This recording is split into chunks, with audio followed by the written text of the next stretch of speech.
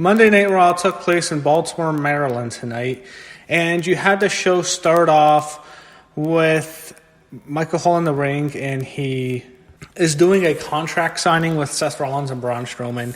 Both of them come out, and what they do is they're signing the contract. Both of them Seth signs, but before Braun can sign, AJ Styles comes out. And he and the club get in the ring, and AJ decides to rip up the contract. And that contract was also going to be Robert Roode and Dolph Ziggler to face them for the tag team titles. But AJ rips it up. Eventually, this leads to a match with Gallows and Anderson against Rollins and Strowman. They have a match. It goes on for like this whole thing took about half hour of the show, and I just really wasn't caring much for it. I just wasn't into it. I don't give a shit much about it. Again, not too high on it. Rollins gets the win. After the match, Styles goes after him, and what you had was Strowman going after, making the save, but he accidentally hits Rollins, so sets up their match. You had Ziggler and Roode attack Strowman and Styles. Gallows and Anderson join in, and then they beat down Strowman. They set him into the ring steps, and Rollins tries to fight back. But then they continue to beat down Rollins as well, and Rollins is laid out. So they set it up well, give them both a beatdown to set up the big match in 2 weeks, actually, at Clash of Champions. So they have Charlie Caruso in back with Cedric Alexander. Cedric has asked a match with Braun Strowman. He asks about he has a match with Baron Corbin, not Braun Strowman. That's going to suck. He had Ziggler and Roode against Hawkins and Ryder. Ziggler and Roode win. I think Hawkins and Ryder should just release. I don't know why we have to still see him on our TV screen after all these years. I know you have jobbers, but I mean, you can just call guys in NXT who can be jobbers, and just at least let them be trainers if you want to keep them under contract. But Hawkins was released a few years ago. They brought him back for some reason. Ryder should have been released years ago. I just don't get why we have to still see him on our TV screen after all these years. We show Lacey Evans walking in the back. She's going to be featured more, I guess, unfortunately now. She's against Natalya. It was not much of a match. It went on for a while. A little bit too long. Lacey Evans gets the win, pins Natalya after the woman's right. And I don't know if that means another push for Lacey. God help us if that is. But Natalya is already done with Sasha Banks. They had Sasha Banks destroy her, and I don't think they're going to really do much after that. Sasha already beat her cleanly. I think Natalya probably should just be a trainer, and I don't think we really need to see much more of her. I have to say this. I'm worried it's going to be Becky Lynch and Nia Jax at WrestleMania. I really think that's the match they're going to do. It's Becky and Nia at WrestleMania. I get that horrible feeling, especially when I get to this segment. Becky comes out. She's ripping into Sasha. She says, "You have no reason to be whining. You were the centerpiece of NXT," which is true. It was Sasha and Charlotte, and Bayley too. And Becky was definitely the fourth wheel. You had trouble getting. You were given main events on Raw and SmackDown, while Becky had trouble getting on TV, which is true. She started at the same time as Charlotte and Becky, and she started at the same time as Charlotte. And Sasha and Charlotte were stars. Becky was known as the afterthought, which is true. They did not push her hard.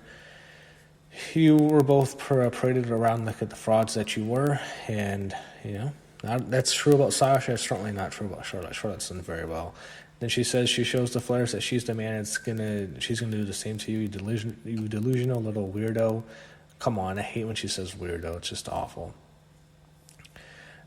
So after that, you had Becky continue to rip into Sasha. You were jealous and saying you should have been me, and Sasha left, and Sasha comes out. She's wearing this strange outfit. Looks good, but it looks like something you can get physical with while looking like a dress, if that's how. And she has high heels. I don't know.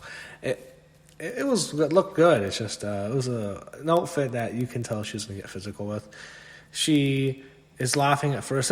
She's not a good promo. Sasha Banks is just not good. And when she mentioned Nia Jax broke her face out tumors and you got on the WrestleMania event, WrestleMania, I'm thinking to myself, oh no, please not Becky Lynch and Nia Jax at WrestleMania.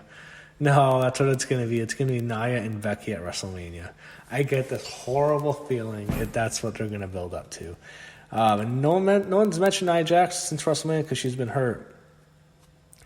So Sasha says she wishes Nia broke her face so people would care about her. This is about business.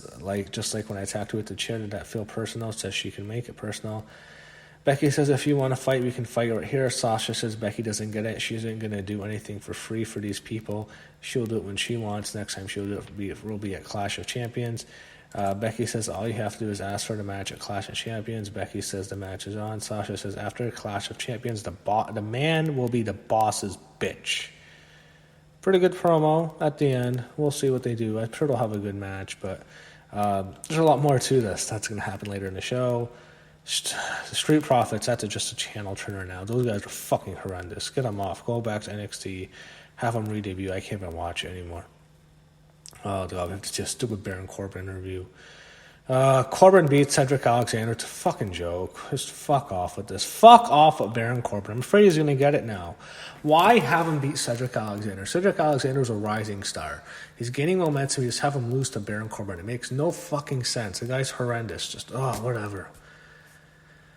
They're doing the whole Roman Reigns attacks run. I can't stand that storyline anymore. I hate it now. I don't even want to watch SmackDown now. So they show a tweet from Stone Cold Steve Austin. He says he will moderate the contract signing with Seth and Braun next week. That's kind of cool. Austin's back. Charlie Caruso's interviewing Bayley. She asks her about her thoughts on Sasha returning. Bayley has nothing to say about Sasha. She says nothing about the comments about Sasha's tag team title. She says she talked to Sasha, but she will not discuss what they said. Sasha took her ball and went home, and that was Sasha's choice. Bayley says she decided to move forward and not look back. She will be teaming up with Becky to face Alexa and Nikki later in the show. Charlie asks about being in the background and being Becky's partner. Bayley says you might think she's overshadowed, but that's not the case. The title means as much as her as Becky's title. She will beat Nick. She beat Nikki last week, and so this week is Alexa's turn. We will see who is in the background tonight. So that's clearly a seed that would later play out later in the show. They show Charlie Caruso in the ring, and she asks Brian Taylor why they want to face the Viking Raiders. Brian says they came from Pittsburgh. Tyler says they will make the Viking Raiders look like a couple of Baltimore. And so, yeah, they're from Pittsburgh. It's in Baltimore. Yeah, they don't like... football teams don't like each other very much, so they came off as heels. That's funny. Eric and Ivar killed these two guys. They show Sasha Banks in the back. One of the ladies interviews her. She's asked who she's rooting for tonight, and she says, Sasha just blows off an interview. She just tells her to leave. So it sets up what would happen later in the show. Samoa Joe comes in the ring. He faces Ricochet next. They have a very good match. What happens is it is a shit show ending.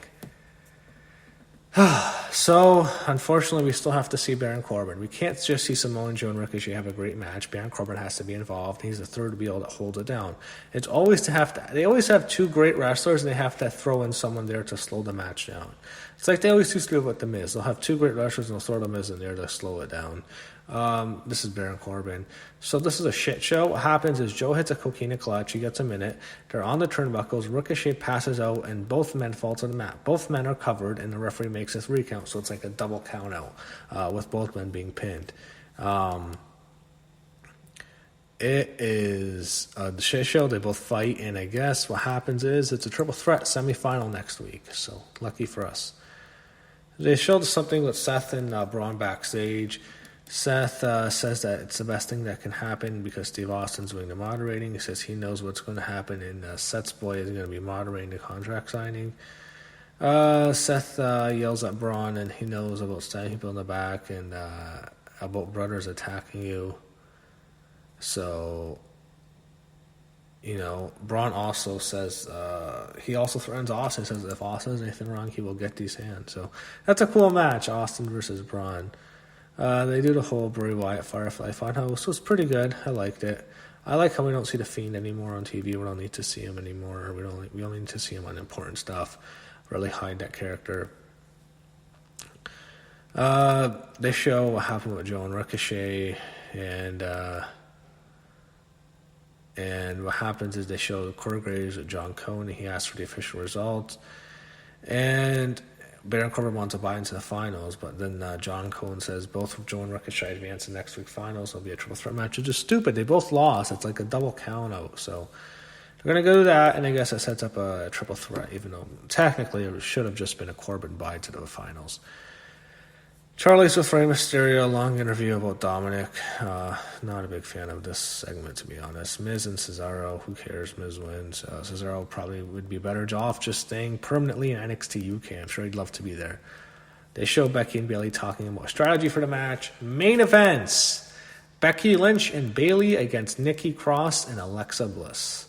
So it starts off early, and all I can think about when watching is, do Sasha and Alexa still hate each other? I remember that they had that really awkward Twitter conversation night after WrestleMania. Sasha said something about Alexa. Alexa responded. Alexa blocked her on Twitter, and Sasha had her muted. So I think it's really legitimate heat. Sasha comes out, and it goes on for a while to Alexa and Nikki against Becky and Bayley. Alexa gets to shine here. She gets a good showing. She is, I'm not sure if she's a face or a heel. Like every week, one week Alexa and Nikki are faces, next week they're heels. It's a disaster. I don't know what's going on with them. But eventually Alexa is in the ring with Becky. Becky hits a back heel kick and a flying shoulder cackle. She kicks Alexa, and she goes to the turnbuckles. Nikki comes in, and she sends Becky to the apron. Becky kicks Nikki. Becky hits an exploder to Nikki, and then she hits a forearm on Alexa and Nikki. And then what happens is, as Becky's attacking Alexa, Sasha comes in, referee gets a DQ, Nikki and Alexa leave. Bayley hasn't been seen for a while. Sasha beats down Becky, she gets a chair, and she hits her multiple times. And then what happens is, Bayley sees Sasha hitting Becky with a chair. Bayley stops. She wants to help her fellow horsewoman. Then Bayley grabs the chair. She slowly realizes what she's doing. She smiles, and Bayley beats the hell out of Becky with the chair. The show ends immediately with Bayley beating up Becky, and the show goes off the air. It was a great ending. Bayley turns heel. It's, she's overshadowed, but she's the SmackDown Women's Champion. Why is she overshadowed by the Raw Women's Champion? It doesn't make much sense. But Bayley is heel. Might not have been a big fan of how they went about it. I guess Charlotte's going to be the babyface now. I'm not sure, because that whole feud just gets thrown away. I don't know what they're going to do now. I mean, you could do Sasha and Bayley against Charlotte and Becky, but I don't know if I want to see that. It's a bit strange. We'll see how they go about this. It's interesting now. I expect Bayley to keep the belt probably, since she just turned heel. I think she'll beat Charlotte at the next show. And we'll see what they do with Bayley and Sasha. But it's cool to see Bayley heel, and it was a good ending. It was definitely going to get a lot of people talking. AEW had a big show. WWE wants to get people talking. This is the way to do it. So Bayley's heel now. After all these years, they teased it forever. Bayley is officially heel.